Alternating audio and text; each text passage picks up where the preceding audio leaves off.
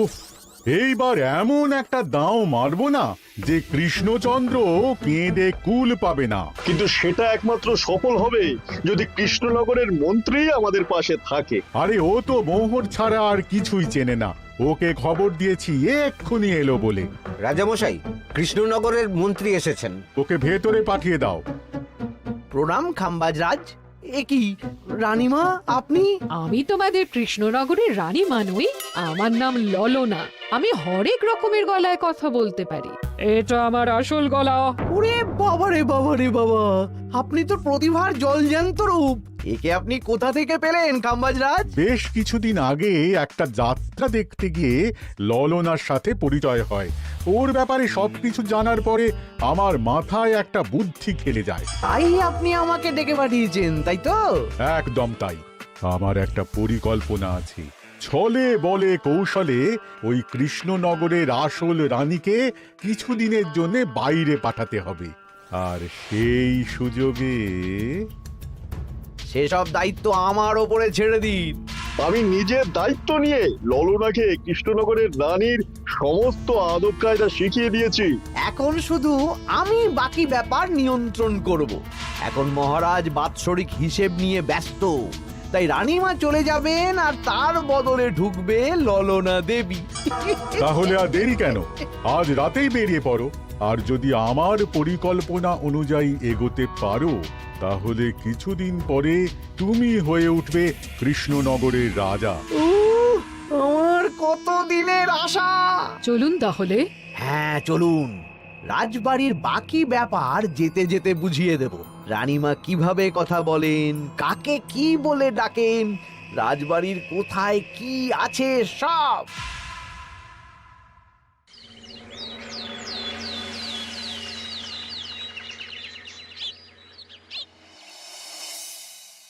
কি গো গিন্নি, জ্বরটা নেমেছে? এই জ্বরটা কমেছে, কিন্তু শরীরটা খুব দুর্বল গো। তুমি পারলে ভাতটা রান্না করে রাজবাড়ি যাও, আমি বেলার দিকে এই কিছু একটা তরকারি করব। না না গিন্নি, তোমাকে এই শরীরে রান্না করতে হবে না।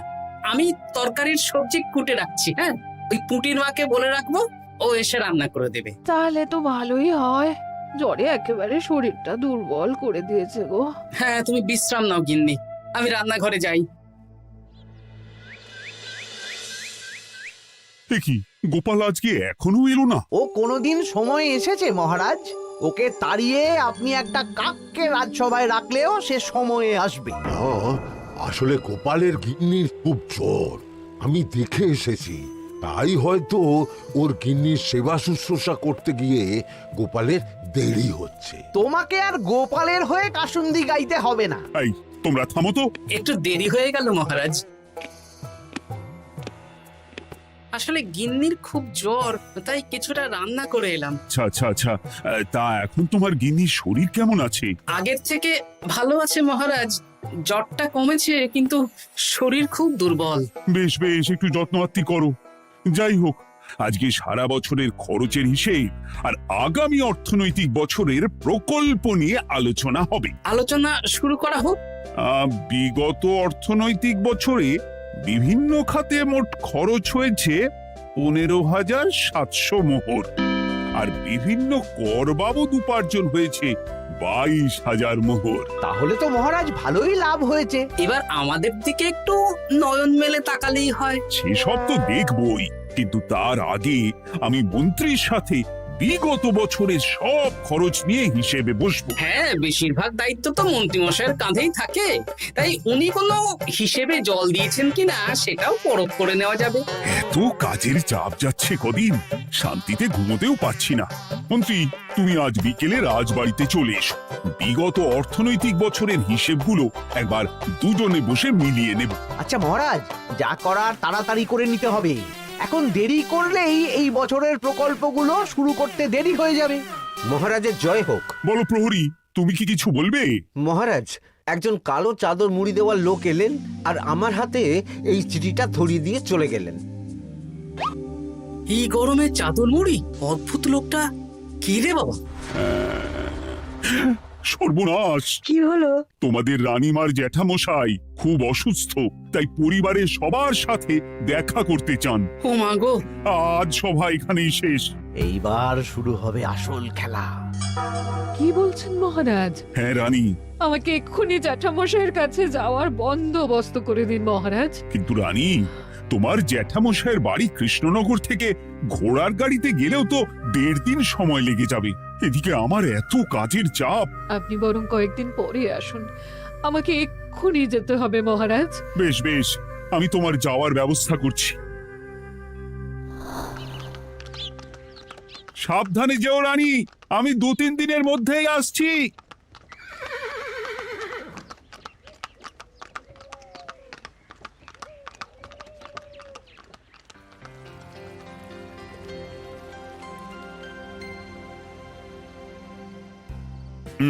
মন্ত্রী, বিগত অর্থনৈতিক বছরে আমাদের পাঠশালার উন্নতির জন্য কত খরচ করা হয়েছিল একটু দেখো তো।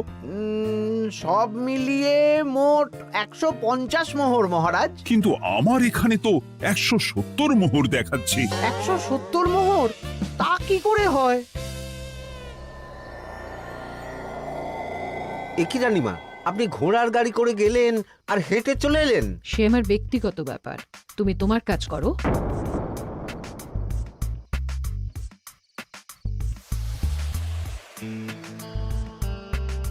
এ কি রানী, তুমি চলে এলে? আমার শরীরটা খুব একটা ভালো লাগছে না মহারাজ, পেটটা কামড়াচ্ছে, তাই সহিসকে বললাম ঘোড়ার গাড়ি নিয়ে জ্যাঠামশাইকে দেখে আসতে, আর আমি বাড়ি চলে এলাম। ও, সহিস এসে খবর দেবে, তারপর আমি আর আপনি দুজনে একসাথে যাব।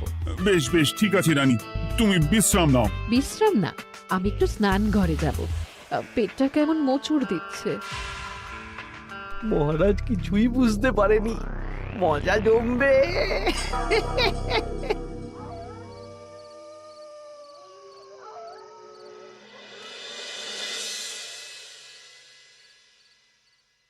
এ কি রানী, তুমি তোমার সব গয়না গাটি বের করছো কেন? আমার আর এই পুরনো নকশার গয়না পছন্দ নয় মহারাজ, ভাবছি কালকে সকালবেলা এই গয়নাগুলো শ্যাকরাকে দিয়ে শহুরে নকশায় নতুন গয়না বানাবো। কিন্তু এগুলো তো তোমার সবই পছন্দের গয়না। কিন্তু মহারাজ, আমি ভেবে দেখলাম এই গয়নাগুলো সবই বড্ড ভারী গয়না, আমি শহুরে আধুনিক নকশার হালকা গয়না পরবো। এমনিতে জ্যাঠামশাইয়ের শরীরটা ভালো নেই, মনটাও ভালো নেই, ও, পেটটা কেমন মোচড় দিচ্ছে, আমি আরেকবার স্নান ঘরে যাব।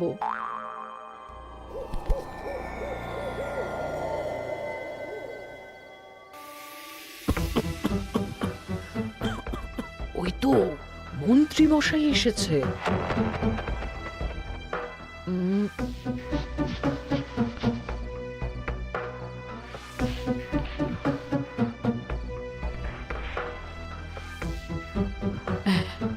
এই রাজ্যে গোপাল আমার শত্রু, কালকে থেকে গোপালকে খাটাবে।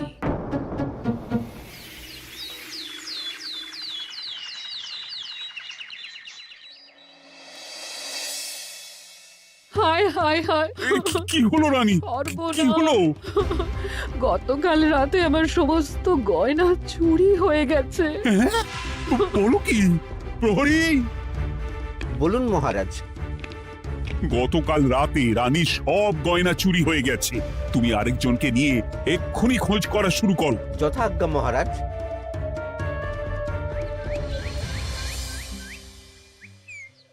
আমার সব গয়না চুরি হয়ে গেল, এবার আমি কি করব?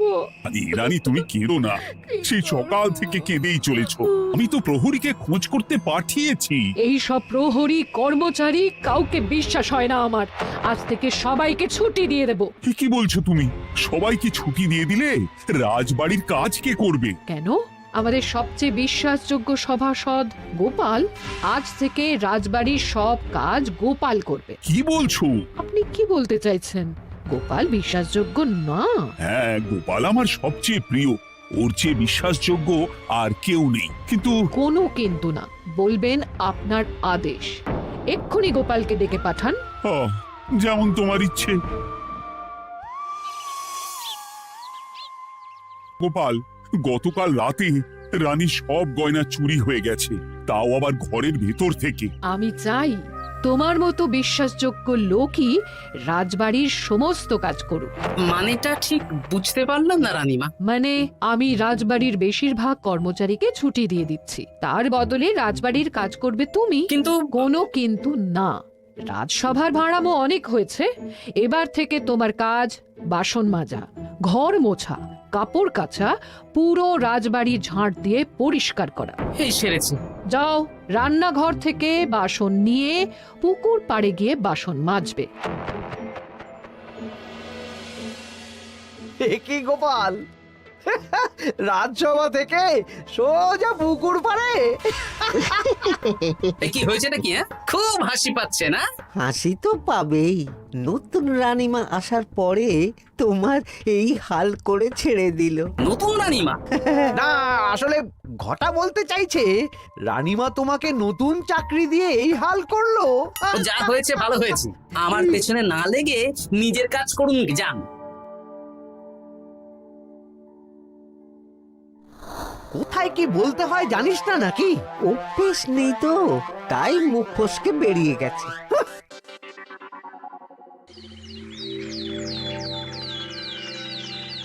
রাজ্যে চোরের উপদ্রব বেড়ে গেছে, তাই আমরা কিভাবে চোরের উপদ্রব কমানো যায় সেই নিয়ে আজকে একটা আলোচনা করব। কিন্তু মহারাজ, রাজসভায় এখনো তো সবাই আসেনি। এই তো এসে গেছি। ওই রাজবাড়ির জামা কাপড় কাচ্ছিলাম। এ কি, গোপাল এখন রাজবাড়ির জামা কাপড় কাচে? হ্যাঁ, সেসব করতে গিয়ে আমার নিজের জামা কাপড়ই ভিজে গেল, তাই বদলে এলাম। মহারাজ, রানীমা ঘোড়ার গাড়ি করে এসেছেন। মানেটা কি? রানী তো রাজবাড়িতেই আছে। হে কি মহারাজ, আমি প্রহরীদের কাছে শুনলাম আমার মতন দেখতে কেউ রাজবাড়িতে উড়ে এসে জুড়ে বসেছে। মানে তুমি তো আগেই চলে এলে। কি কাণ্ড! এই কে? শুনলাম আমার মতন দেখতে কেউ এসেছে। ও আচ্ছা, আপনি। তা কি চাই আপনার? বোঝো কাণ্ড, একরকম দেখতে একরকম গলা, এ বলে আমি আসল, ও বলে আমি। হয় হয় হয়, আসল নকল বোঝাই দায়। একটা নয়, দুটো রানী। আমার জ্যাঠামশাই একদম সুস্থ। এই মহিলা নিশ্চয়ই ভুয়ো চিঠি দিয়ে নিজের রাজবাড়িতে ঢোকার সুযোগ খুঁজছিল। একদম বাজে কথা বলবেন না। আপনি কে সত্যি করে বলুন। সমস্যা সমস্যা, ঘোর সমস্যা। আমার কোনো পাণ্ডিত্য দিয়ে বুঝতে পারছি না কে আসল আর কে নকল। আমি আসল, বিশ্বাস করুন। আমি তো এই মাত্র এলাম। না, আপনি নকল, আমি আসল। কিভাবে বুঝবো? আমি বলবো মহারাজ, এই যে এই রানী আসল। হ্যাঁ, কিন্তু মন্ত্রীমশাই, আপনি কি করে বুঝলেন? না মানে এই রানীমা তোমার উপরে এত ভরসা করে রাজবাড়ির কাজ করাচ্ছেন, কাউকে বিশ্বাস করেননি, একমাত্র তোমাকে বিশ্বাস করেছেন। এত ভালোবাসা, এত বিশ্বাস কার থাকতে পারে বলো? মানে গোপাল, তুমি রাজবাড়ির কি কাজ করছো? বাসন মাজা, ঘর মোছা, বাগান পরিষ্কার, অনেক কাজ করছি রানীমা। আপনার সব গয়না চুরি হয়ে গেল, তাই কাউকে বিশ্বাস করা যাবে না বলে ওই রানীমা আমাকে কাজে রাখলেন। এই ওই বন্ধ করে একটা উপায় বের করো। বেশ বেশ, আমি ধরে নিচ্ছি দুজনেই আসল। তাই আপনাদের দুজনকে আমি পরীক্ষা নেব, দেখব কে উত্তীর্ণ হন। তাই নাও। আপনারা দুজনেই তো সেনাপতিকে চেনেন, বলুন তো সেনাপতির আসল নাম কি? সনাতন সেন। আচ্ছা, আপনাদের বাপের বাড়ি কোথায়? বিজয়গড়। দূর দূর, গড়গড় করে সবই বলে দিচ্ছে। এভাবে হবে না, অন্য কোনো উপায় ভাবো। বেশ, সেনাপতি তলোয়ার দাও তো। দিচ্ছি। এই নিন, এই তলোয়ার দিয়ে মহারাজকে মেরে ফেলুন। আপনাদের মধ্যে কে মারতে চান বলুন। এসব তুমি কি বলছো গোপাল? মহারাজ আমার পতি পরমেশ্বর, ওনাকে আমি মারতে পারি? আমি স্বপ্নেও ভাবতে পারিনি গোপাল তুমি এই জঘন্য কাজ আমাকে করতে বলবে। আমি নিজের প্রাণের আহুতি দিতে পারি, কিন্তু মহারাজের গায়ে একটা আঁচড়ও দিতে পারবো না। উফ, খাম্বাজরাজ বেছে বেছে এক ধুরন্ধর নারীকে পাঠিয়েছেন, কোনো জবাব নেই। আমি বুঝতে পারছি না মহারাজ, এনাদের হাবভাব, কথাবার্তা, রূপ সবই একরকম। তবে যিনি ঘোড়ার গাড়ি চেপে এখন ফিরলেন, তিনি আসল হলেও হতে পারেন। আমি আসল, বিশ্বাস করুন। বললেই হলো? আসল হলে প্রমাণ করুন। বেশ, আজকে আর মাথায় কিছু আসছে না। আমি কাল আসব। ততক্ষণ আপনারা দুজনে রাজবাড়ির দুটো ঘরে থাকুন। কি ছক মারিতে পড়লাম রে বাবা।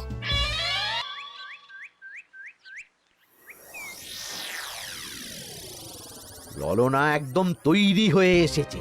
দারুণ মজা হচ্ছে বলুন। এবার শুধু একবার আসল রানীকে সরিয়ে ললনা যদি রানী হয়ে যায়, তাহলে রানীর গয়নার মতন সব আমার হাতে চলে আসবে। তারপর কি হবে? তারপর ধীরে ধীরে মহারাজকেও কায়দা করে সরিয়ে দেব, আর খাম্বাজ রাজ আর আমি এই দুজনে মিলে এই রাজ্য চালাবো। কি বুদ্ধি আপনার মাথায়।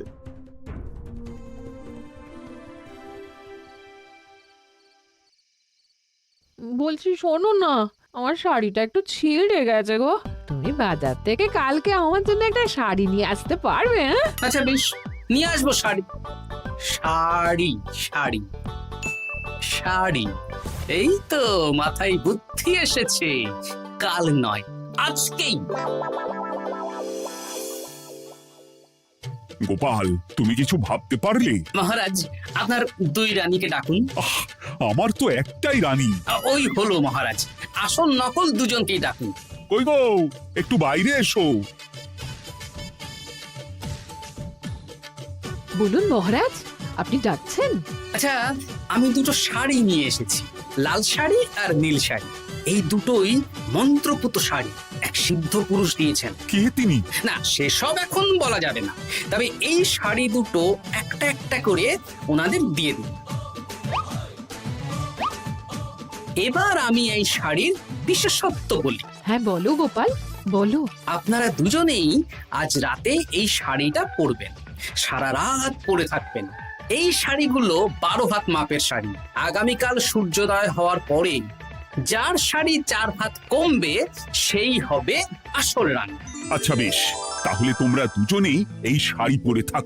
কাল সকাল সকাল রাজসভা বসবে, তখন তোমাদের শাড়ি গোপালের কাছে জমা দিও। আচ্ছা।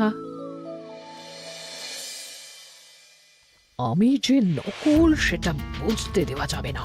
কি করে এই শাড়িটা 4 হাত কেটে ফেলে ওই দুফল কাটার ছড়ি কেটে ফেলো। কালকে আবার মজা হবে।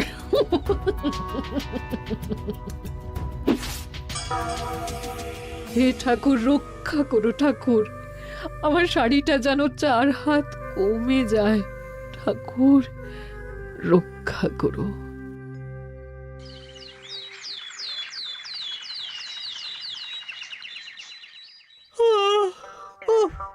এত সকাল সকাল রাজসভা, দূর, ভালো করে ঘুমটাও হলো না। আমি তো ঘুমোইনি, চিন্তায় ঘুমই আসেনি।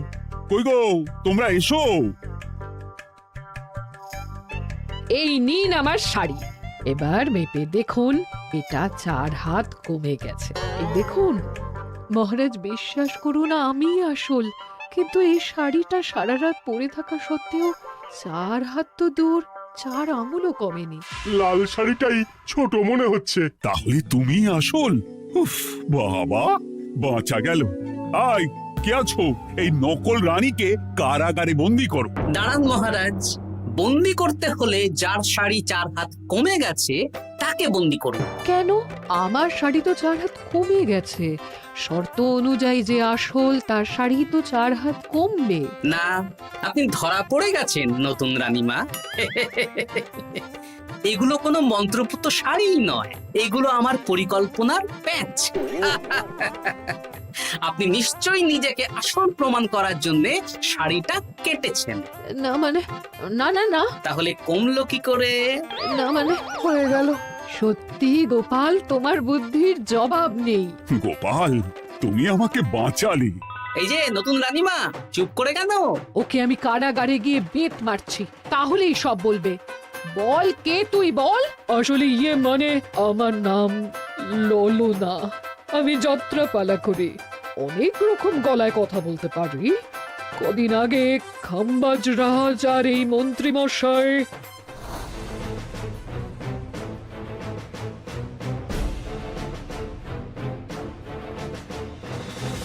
বাহ বাহ বাহ বাহ বাহ, এ তো দেখছি ললনার ছলনা। তার মানে রানীমার গয়না? ওগুলো তো সব মন্ত্রীকে দিয়েছি, জানলা দিয়ে কাপড়ে পেঁচিয়ে নামিয়ে দিয়েছি। মন্ত্রী, তোমাকে আমি শুলে চড়াবো।